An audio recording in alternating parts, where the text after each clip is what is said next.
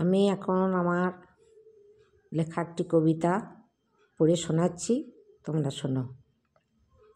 কবিতার নাম অভিব্যক্তি। শরৎ মেঘের আনাগোনা, নেই তো তাদের কোনোই মানা।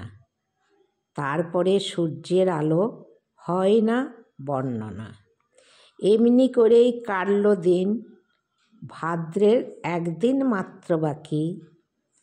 সেদিনেই জন্ম নিল এক দেব শিশু, মনুর কোলে আসি। ঘড়ির কাঁটায় 10টা 45, ধূপ ধুনোর গন্ধ, আর কাঁসর ঘণ্টার বাদ্যে চারিদিক মুখরিত। ডিএসপি হসপিটালে বসি আমরা উল্লাসে উচ্ছ্বসিত। আমাদের পাশ দিয়ে নিয়ে গেল এক শিশু, চাক্ষুষ করিলাম মন ভরে।